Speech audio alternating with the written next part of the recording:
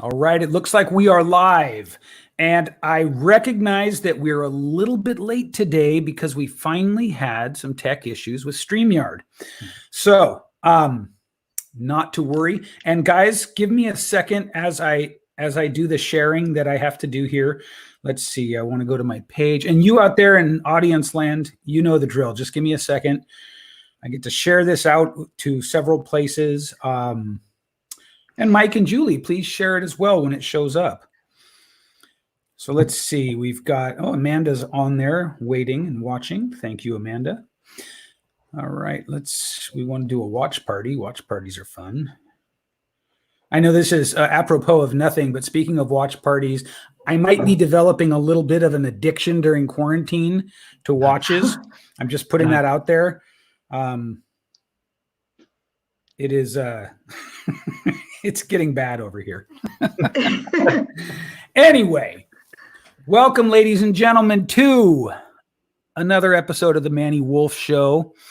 Today I have Mike and Julie Hodges, a brother and sister dynamic duo who are, to say the least, putting a new spin on helping your kids to not only learn to read, but I think the main emphasis here is enjoyment. Is that right, guys?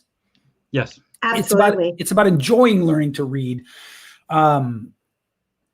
It's interesting to me. I think back to Michael Gerber. Does everybody know who Michael Gerber is? No. When he was asked, glibly, in my opinion, what made you decide to build the eMyth Academy? Mm-hmm. And he laughed and he said, I didn't decide to build this. It presented itself little by little. The work was seductive. It was elegant. It was meaningful. Next thing I know, I turned around and I'd been doing it for 10 years and I was completely in love with it.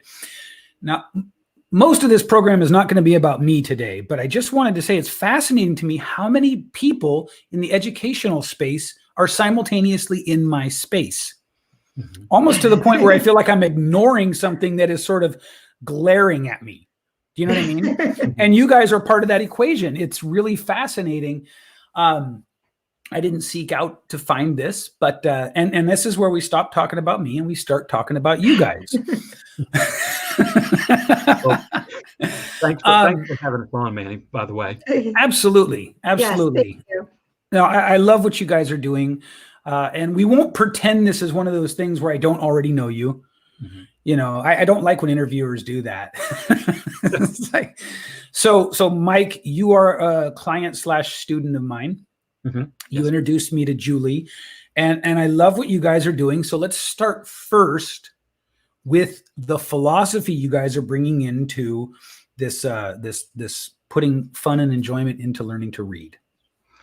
It really started when we began talking with each other down at our parents' house about 2 years ago. She was telling me what was going on in the school system. And, you know, there's a lot of challenges going on there. You've had other guests that have mentioned that as well. Yeah. And she reminisced about when she first was teaching, how much fun it was, and not only how enjoyable it was, but the kind of good results she got for her students. Yeah.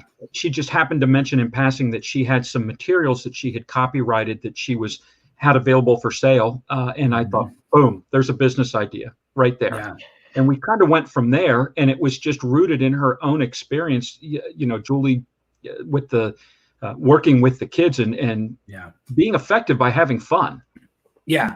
So Julie, what did you see that you wanted to change? What I don't want to like feed you the questions in the sense of like what did you see that was wrong, Julie? But you know, there is a lot that we could argue is sort of objectively wrong with the way kids are taught things. Mm-hmm. So what did you see that you wanted to change? I mean, tell me a little bit about how you came to doing what you're doing. Sure. So it really started my first couple of years of teaching. Mm-hmm. I worked at a school where they did a lot of instruction through the arts. So we would take math, science, social studies, and we'd integrate the arts. Just the kids were so excited and enthusiastic, and the teachers had a lot of creativity, and kids could really show their imagination while they were learning. Mm-hmm. And I often say those were some of my best teaching years. It was just so rewarding to see the kids so excited. But I also used some of the knowledge that I developed and acquired through my reading training. I was trained in reading recovery, and I used just a combination of techniques to develop these materials. So I'm hearing two things here, or rather, I'm hearing one thing that's important, that is not so much you saw something that was wrong as you experienced something you liked a lot. Is that right? Yes. Do I have that right? Yes, that's absolutely correct. Good. And then I guess just tell us what reading recovery means, because I don't know, and there are probably people watching that don't know as well. So Reading Recovery is a program that's been around for many, many years. It started in New Zealand. It's an international program that I was trained in probably my third year of teaching. Okay. And I taught that for 20 years. But the general concept is that you take what a child knows and you base the learning is individualized. So you're basing the learning off of what the child knows, and you're connecting skills back into reading and writing, but you're using their genuine ideas and thoughts in writing. So it's very meaningful for kids. So is this an answer or an alternative to the sort of the rote exercises? Yes. Okay. All right. I'm glad you mentioned that. Yes. Yeah. Yeah. I mean, strangely, I remember going through those things. And in my case, I was a voracious reader, voracious and fast, and learned very quickly. Reading, speaking, and walking. Those all came early and quick. And I can remember feeling what I would best describe as sort of at odds with the flow of the class and the style of the class at a very young age. Is this the kind of thing that you're wanting to address? Right. So absolutely. What we're trying to avoid, and what I've seen a lot of with some parents will try this, and in some cases, some curriculums where there's a lot of just teach this skill, or use worksheets. And there are many kids that just need to be a little more actively involved. Yeah. So we're about engaging the senses using music, kind of hands-on manipulative activities, tying, connecting skills into reading and writing, because sometimes kids just need to see the big picture, how it all fits together. When I love that. Yeah. Yeah. When it's taught in isolation, sometimes kids don't understand why this is important. Why do I need to know this word? Right. But if they see it, oh, I need to know this word because I'm going to read it in this story. Or I may use this word in a sentence that I want to express. That's really what we're looking for, is making activities meaningful and just so kids can have fun learning. That's what we're really all about. Can I jump in real quick? Because what you were talking about, if you could share with Manny the story, I think it illustrates the point perfectly of what we're trying to do and what he's talking about, Spider-Man. Oh, so anytime we can talk about Spider-Man, by the way. Right? Yeah. So I was telling my brother this story about a little boy that I worked with, who he had some behavior issues in the classroom. He was very frustrated. So when I first picked him up, he crawled under the table, literally under the table, and would not get out. So I got my little notebook down and I sat down on the floor with him and just started talking to him to find out what his interests were, what his hobbies were. That was a big part of our program that we did with our reading program. So I took notes and I read a story to him and sent him back. And I discovered he loved Spider-Man. That was his big thing. So I ran to the store and I bought a Spider-Man coloring book and stickers. And the next day when I went to pick him up, I had him laying on a table.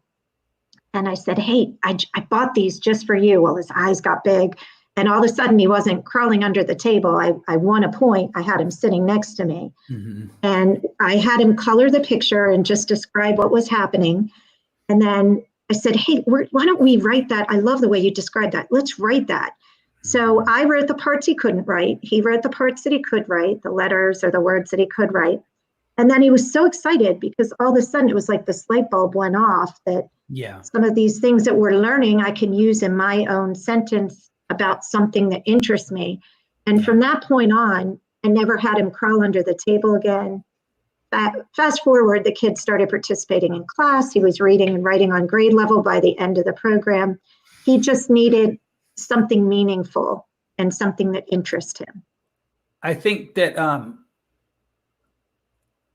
that is very, very important. And in fact, I think that extends far beyond just reading, right? I mean, absolutely. I can look and trace back, a life of mostly not having any support, mostly, Mike, I don't say this for solicitation. I don't say this to get sympathy, but it's the truth.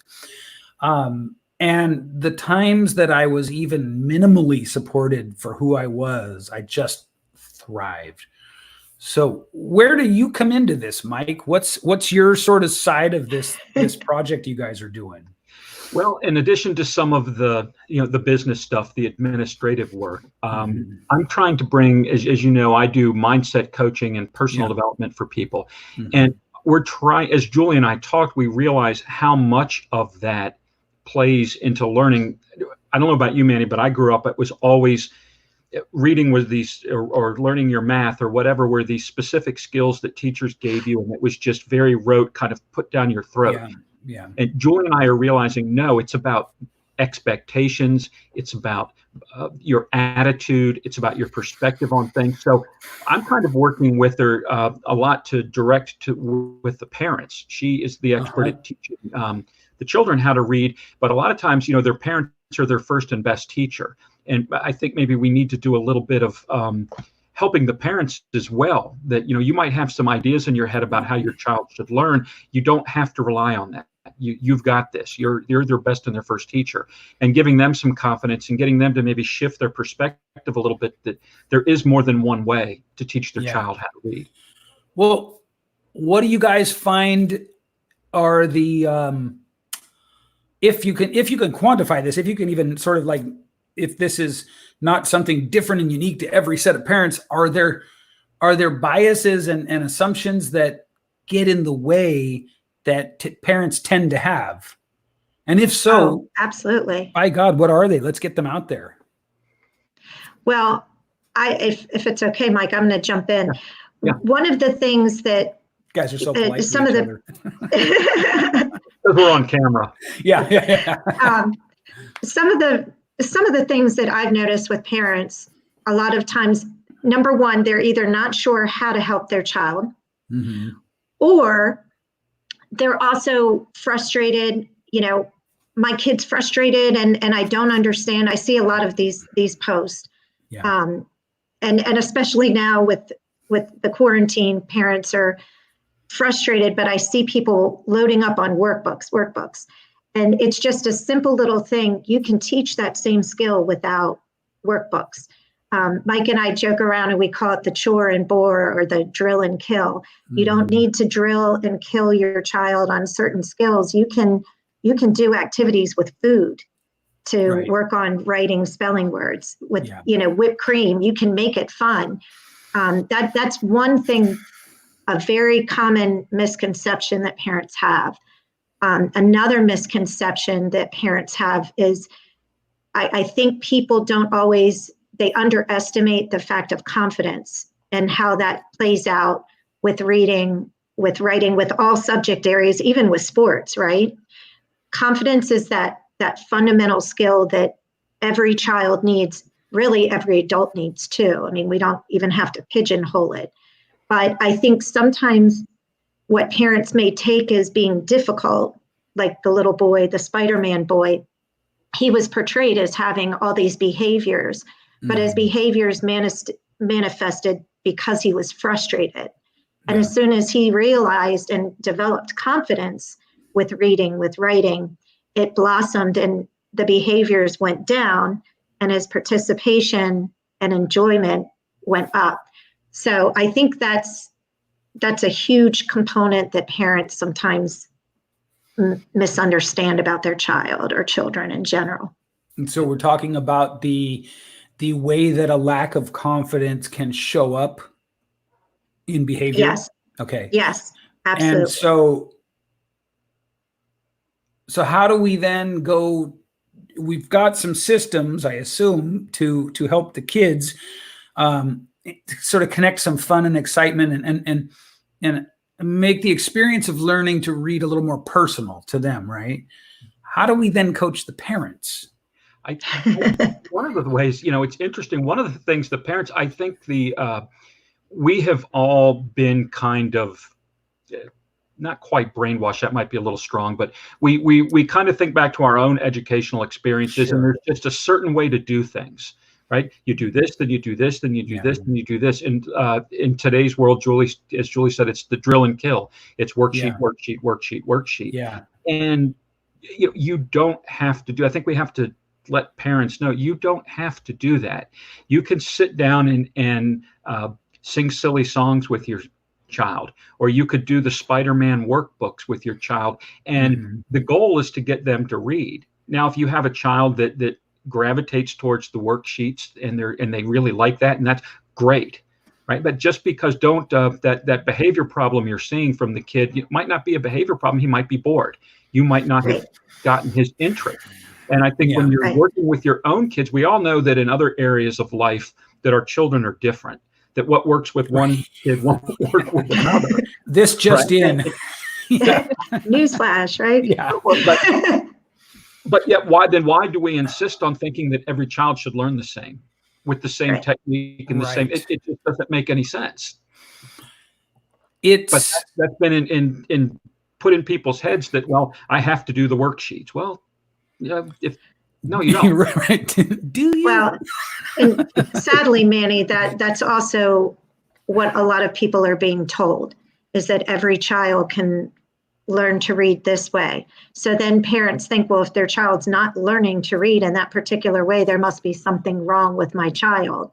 And sometimes that's not always the case.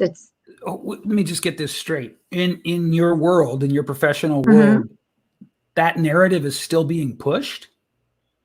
Yes. There's a lot of, without getting into a lot of details, there are a lot of politics. I think maybe we need to get into it. I really do, because look, we're talking about the well-being of your kid, Mr., Mrs. person watching, right? And we know, the three of us, I bet all of us know, that we cannot reasonably predict the world that we're preparing kids for.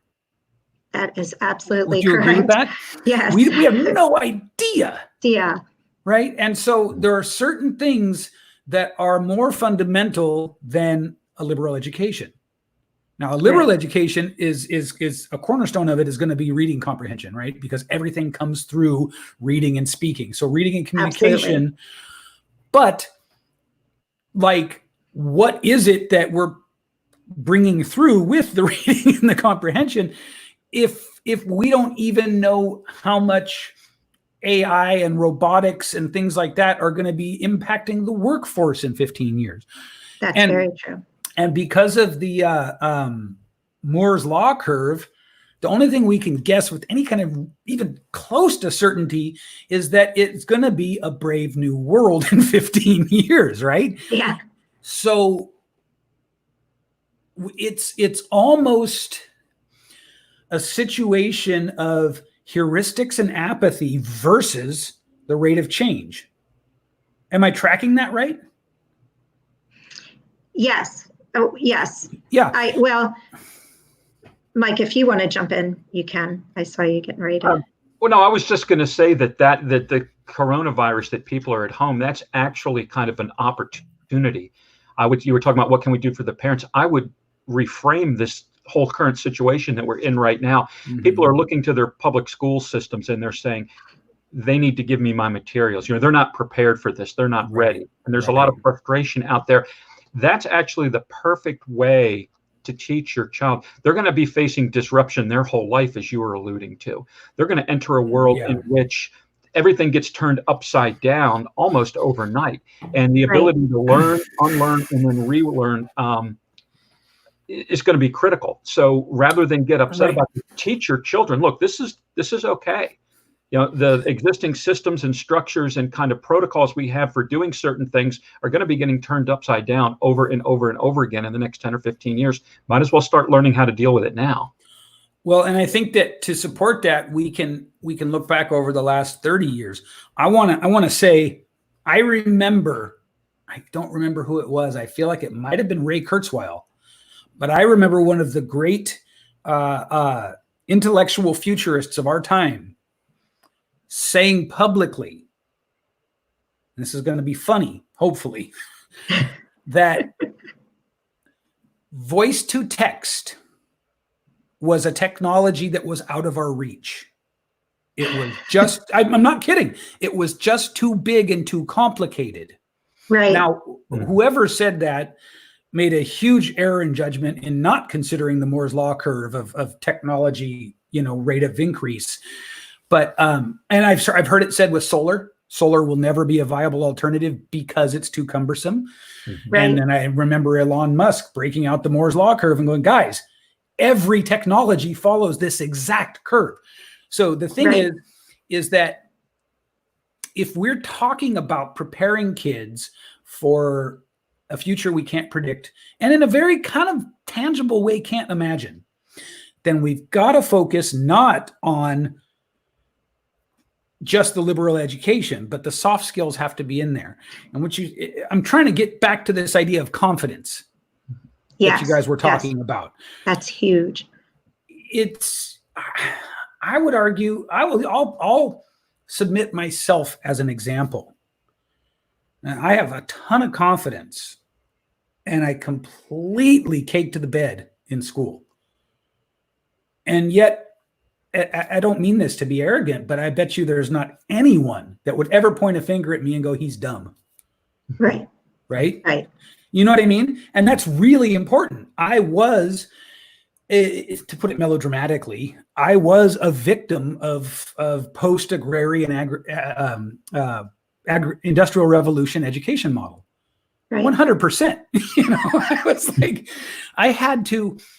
I literally had to pitch my principal in the 11th grade and give him a presentation for why I was dropping out of high school. Oh, wow. Yeah. Because I was determined, like, come hell or high water, I'm not going back here anymore. Right. And so I could read full sentences when other kids were sounding letters together. I was just a beast with reading. And yet I struggled in school, right? So what I'm pulling out here is that I guess in one hand, I'm saying, I love that you're thinking of teaching kids to read as a more holistic thing. And on the other hand, I'm saying, so to Julie, I'm saying, let's learn more about your idea for this more holistic approach. And to Mike, I'm saying, how do we get the parents on board? Right. Right? Because like I said, as humans, we're victimized by our heuristics. We're absolutely, it's like having a tiger by the tail, right? And most of us don't even know that it's just thought shortcut after thought shortcut after thought shortcut without any critical thinking. Instead of saying from any place of objectivity, what can I do that's best for my kid to prepare them for this world that I can't predict? We're saying, well, this worked for me. Right. And so first of all, isn't the objective to raise a kid that's better than you? Correct. Right. And that's you're absolutely right. That's the goal that we all have. We all want a better world. We should have. Correct. Yeah. We should have. That's a meaningful goal. But to address your point about the approach that I have with learning is recognizing that some kids have confidence, but some kids actually are very, very bright, as you were describing. Let's take you for an example. Yeah. What I guess my question to you would be, were you bored with school or wanting to leave school because did it lack a certain attachment or meaning for you? Did you not see the purpose? Was it purposeful, I guess? In hindsight, I can answer those questions. I couldn't have answered those questions in the moment, right? Yes, it lacked purpose for me. It was physically unsafe. it was, I mean, I remember in the 10th grade bringing not just a small bottle of whiskey, but a big bottle of whiskey to school in the 10th grade and hiding it up my sleeve. Oh, wow. So it's my example of using me as an example falls apart a little bit because I know that most kids don't have the sort of level of what I'll playfully just call crazy, like circus grade crazy that my life was at that point. And so the using me as an example doesn't, you can't really stress the edges Right. of the Okay. comparison, you know. But that Right, having right. been said, though, I didn't see the point in school. I didn't feel at all seen, understood, cared for, thought about in the school system, which I can say in hindsight was always very, very important to me. Like it was, you know, you do the DISC test and the Myers-Briggs and all those tests, and this sort of this need for self-identity, this need to be sort of seen for who I am, is a big part, always has been a big part of my personality. And everything was the bell rings, sit at your desk, go through the, you know, and in my case, my interpretation of those things was one of nobody cares who I am. Right. You know, nobody right. cares that I'm this kid who actually has this artistic soul, but has to fight all the time. Nobody cares that I want to be a visual artist. You know, you know what I mean? And Right. so, Exactly. yeah. So the piece about confidence for me, it didn't come till much, much later, much, much later. And it was through a brutal process that I learned my own confidence. Whereas I could look at one teacher here and one teacher there. I think I had one teacher in the 7th and 8th grade, and then one teacher all through high school who really kind of took an interest, maybe 3 total. And in each of those classes, I excelled exponentially.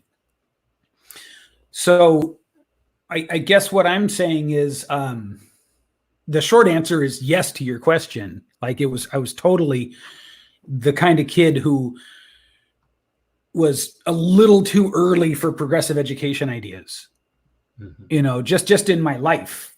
But I'm also probably the kind of kid that people like Waldorf and Montessori thought about when they started to create their Exactly. model. You know what I mean? Exactly. Yes. Yeah. That's what came to mind when you were sharing Yeah. your story. Now, Mike, or both of you, how do we get buy-in from parents on this? How do we get them to sort of pull their head out of their busy day? You know, start to, if this is even what has to happen, how do we start to get them to recalibrate the relationship and the role of being a parent to a kid who is at this point? And to me, a lot of it has to do with the Moore's Law curve of technology, rate of increase of technology. It really does, because 50 years ago, you couldn't say, we have no idea what kind of future we're sending our kids into. It was incrementally different. Right? Absolutely. Today it's geometrically different. This is a great time for that. This is a great, I think the first thing we have to say is the coronavirus is actually a blessing in disguise in that regard. Not that a pandemic is ever a good thing, but you're at home with your kids, right? Oi, again with the plagues. Right. You know, you're at home with your kids now, and hopefully if you're paying attention, you'll be able to see, number one, well, my kid seems to have this down. They're really good at this. They seem to struggle with this. Why aren't they developing more in this area? Why?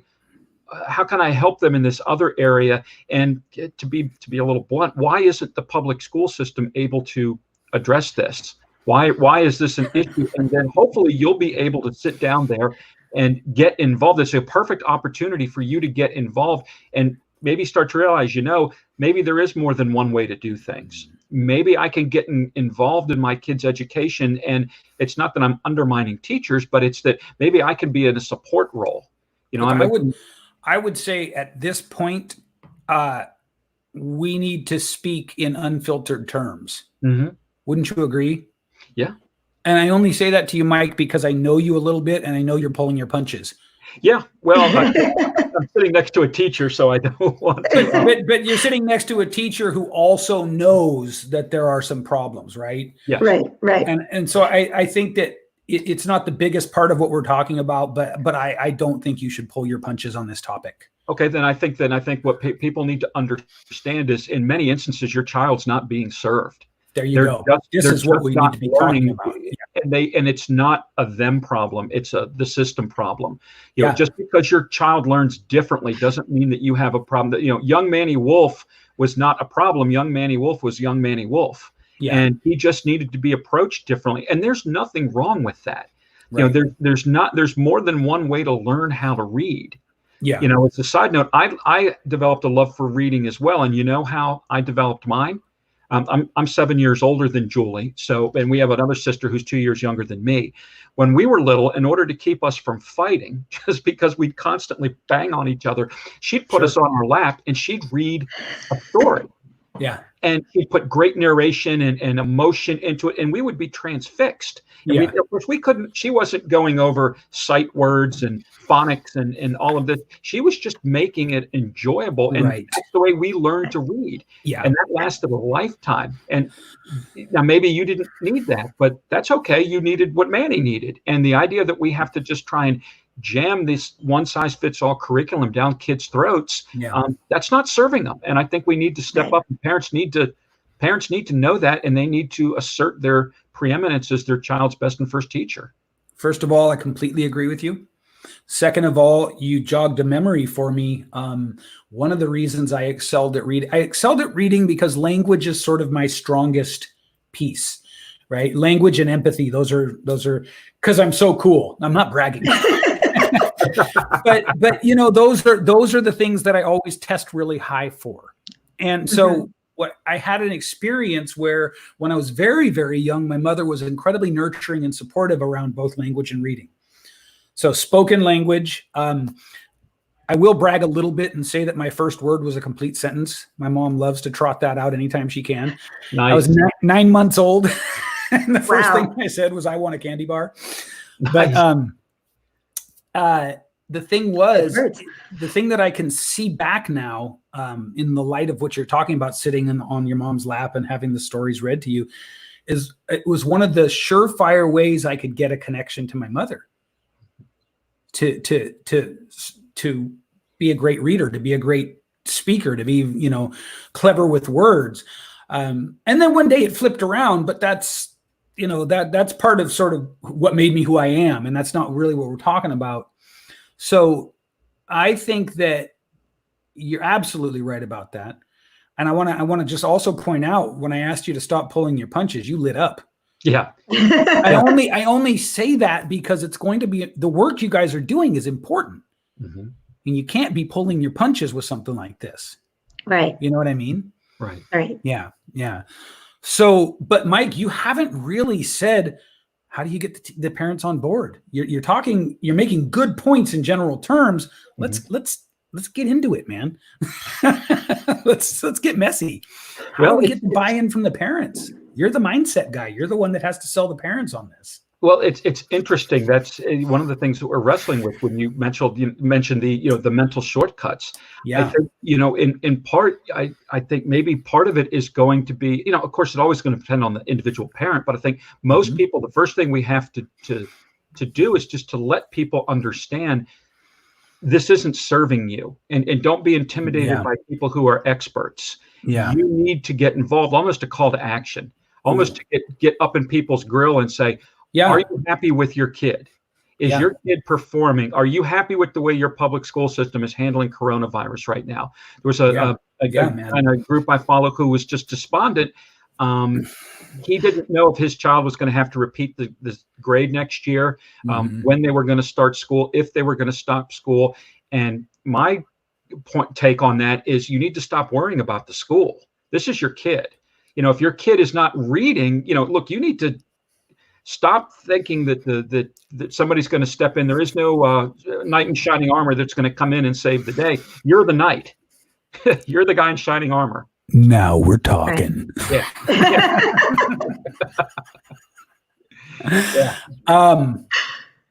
Hell yes. Now And we're talking. That's true. No, it's absolutely true. It's so true. I may If have people been won't accept that, then they won't accept that. But that, I think, is Right. the start. right. By the way, just a quick shout out to Amanda, to Jackie, to Rob. The comments are, people are really liking what we're talking about here, you Oh, guys. cool. We're getting a lot of comments on this. Oh, cool. Excellent.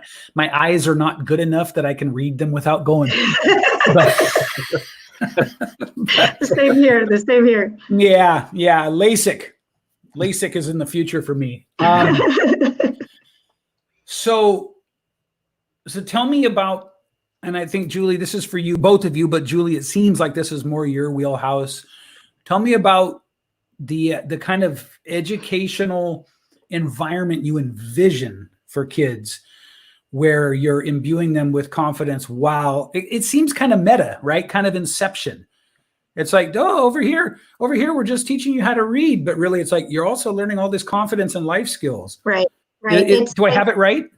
Absolutely. Okay. People think that reading is just reading and writing. It's it's compartmentalized, Right. but it's really not. There are a lot of, I always say, really in my job that I've had in my reading training, just to back up, I've always worked with kids that weren't identified as special ed, but were within the 20th percentile of the lowest performing in their grade in first grade. Okay.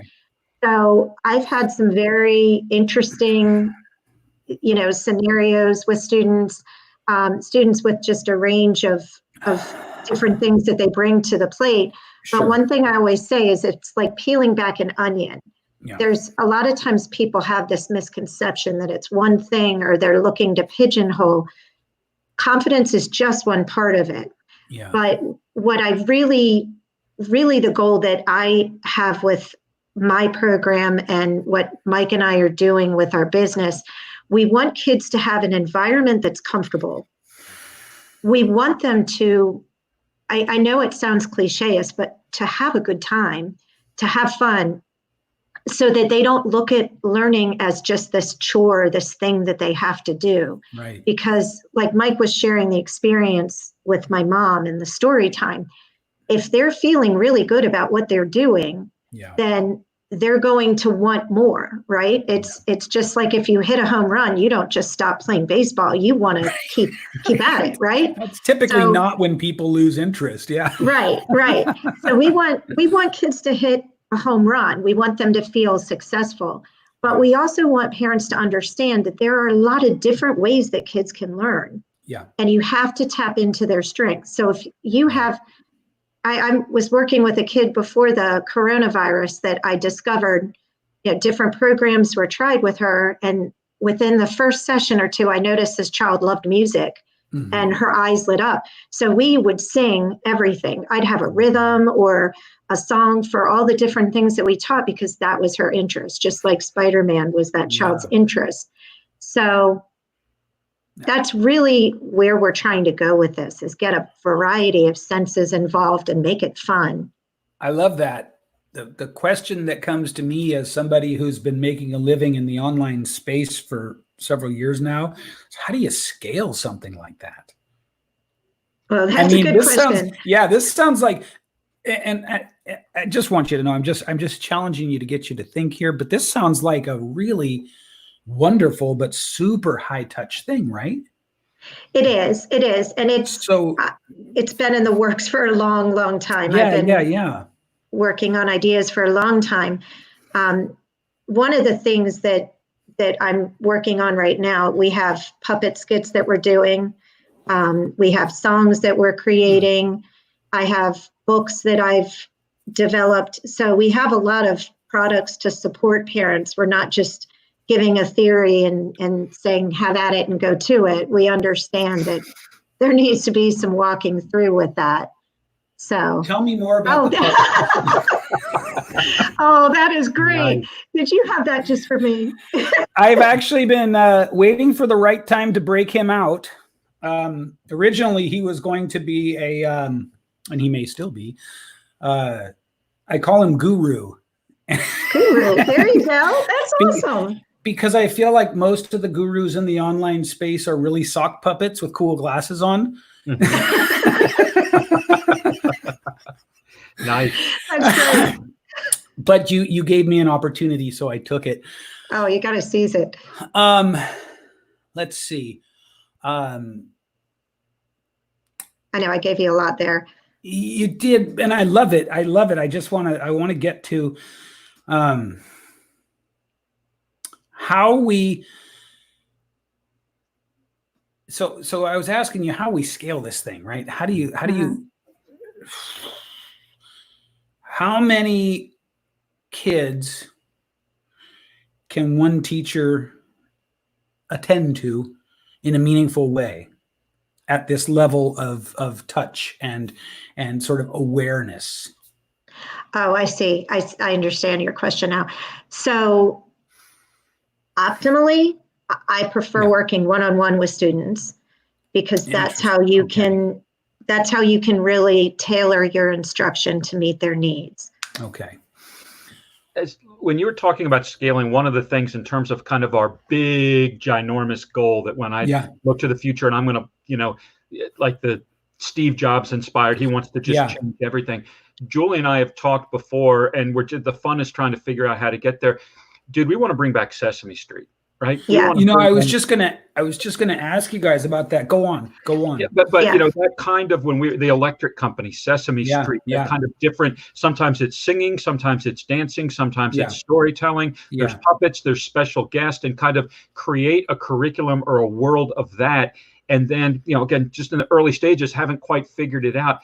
Figure out how to get that sort of curriculum, get it in the hands of qualified people, and then almost like more, not franchise, but get people who are bought into the system and then teach them how to do it so you can scale and reach more students. Now, I think we're getting somewhere, but what I mean specifically is with how this could be more than an ultra niche boutique service. Mm-hmm. The service itself, I can feel both of your passion for it. Mm-hmm. And I'm trying to be very, very careful here not to glad hand you guys, especially after admitting publicly that we're already friends, right? I really don't want to do that. I don't. If you guys had come on and you hadn't had good, meaningful, thoughtful answers, the truth is I would not have saved you from falling on your faces, even though we're friends. And it's very important to me that we all understand that, because I don't glad hand. I really want something people can take from this. And you guys are doing a wonderful job of it. And then when I hear that, oh, your ideal is sort of one-on-one, I go, oh, so for every kid you do help, there are like 500 million that won't get. And so I always think about this. I think, Mike knows I'm always thinking in terms of the big picture. So what you're saying then is, if I understand this correctly, is that your focus, at least part of it, and maybe this is more you, Mike. Julie, I see you as the Wozniak. To use the Jobs analogy, right? You're the one who built. That's probably pretty accurate. Yes. Yeah. You've built the beautiful thing, and now Mike gets to figure out how to sort of market it to the world. Right. That's exactly it. So Mike, you're thinking more of bringing people into a training model that allows them to do something. I love that. Right. Correct. Also love that you guys brought up Sesame Street, both because I think that I know that Sesame Street was it was important to me as a kid in the way that something like that only an abused kid, a neglected kid could bond with something like that. It was that important to me, right? Yes. And I know I'm not alone in that.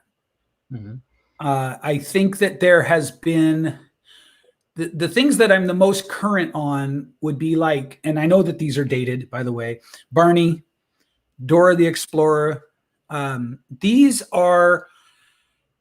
They feel more on a continuum from gross, Barney. Like kids love him, but it feels so fake and so corporate and so Chuck E. Cheese. You know what I mean? All the way over to Dora the Explorer, which I think some of the stuff that's happening there for kids is pretty legit educational Mhm, enrichment, but it's clearly designed to be franchised and to be sold and it's clearly about your back end opportunities for revenue. You know what I mean? Yes, yes. And I also think there's a needle to be threaded here, because I think that you guys should, if you commit yourselves to this, you should be fabulously wealthy as a result of it. Mm-hmm. But it should never feel like Barney and Dora the Explorer, right? Right, Mm-hmm. right. This is a sort of apropos of nothing but a relevant question. What's your take on Dr. Seuss? For me, Yeah. I absolutely love him. I know there's a little controversy going on right now, but I think, Mike, I can speak for you, because wasn't one of your favorite books Go Dog Go or something? Yeah, when I was a little kid, I was all over Dr. Love Go Dog Go. I mean, how can you not love Go Dog Go, right? Yeah. But And that I wasn't don't- even written by Theodore Geisel. That really? was his the guy who took over the this, brand after he died. Still a brilliant book, in my opinion. right. But I may or may not be setting you up here. What's your thoughts on Dr. Seuss? Well, I personally love his stories, and I see how kids react with his stories. Mhm. I love the rhyme, and some of them are just nonsense stories, but there are some, like, the Lorax or the Places You'll Go, that really have a deep meaning that it really adults can connect with. So that's my take. Yeah, I was going to say the mindset piece. Yeah, look at, like, from the mindset piece, you want to have some fun. Go back and reread the story about, I think it was the Sneetches with the star. That's the one I was going to. Yeah. And read that and realize, my gosh, this is racism. This is people with different skin color, different religious backgrounds, different socioeconomic, and you realize, dude got deep. Right, he took a deep dive. It's a silly story for kids, but when you think about it, you realize, whoa. He dove deep on that one. I love that. I think that's the fusion of art, entertainment, and kind of social activism and just making the world a better place, all kind of rolled up into one. You could never accomplish that package without that kind of mechanism. It's so clever. I would also say that it's sewn together with not a small level of unmitigated genius. Mm-hmm. I mean, he made a scathing, deep social commentary in rhyme with cartoons, and he used like 212 words to do it. Yes. And the reason I asked you guys about Dr. Seuss is because he's one of my all-time heroes. I consider him to be as important as any historical figure. I really genuinely do. Not everybody can look at what he did and see the what it took. Mm-hmm.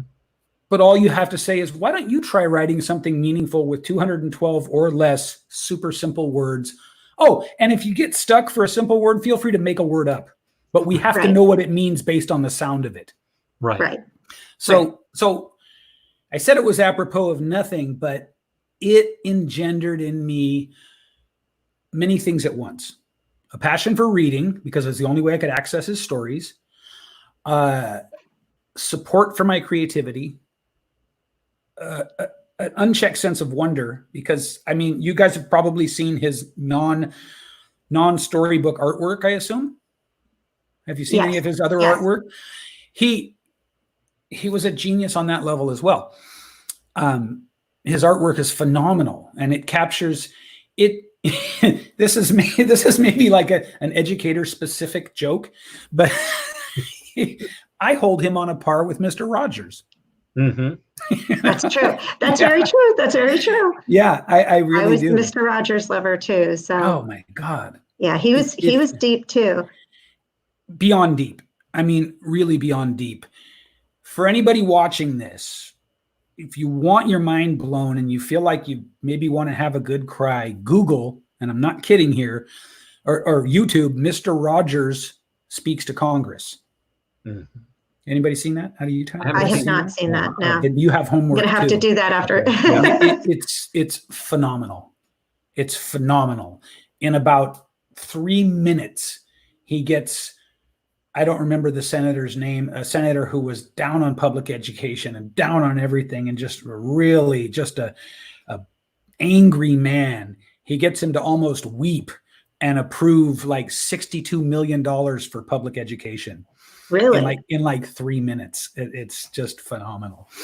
Wow. So thank you for indulging me in that little aside that I think anecdotally proves a couple of interesting points that we're making. I guess I want to know now, did I forget anything that you guys feel is relevant to the work you're doing? Where are we in terms of having really given you a stage to talk about this work? How did I do? Is there anything you need to bring up that we forgot? I think this is great. I'm okay. In terms of, just trying to take it out there to people. And this is a platform that you've helped us tremendously with that. Yes, thank you. But is there anything you want to speak about now that we didn't get to? I would like to sort of circle back to when you asked the question about ideally reaching one child at a time. I probably should have been a little bit clearer.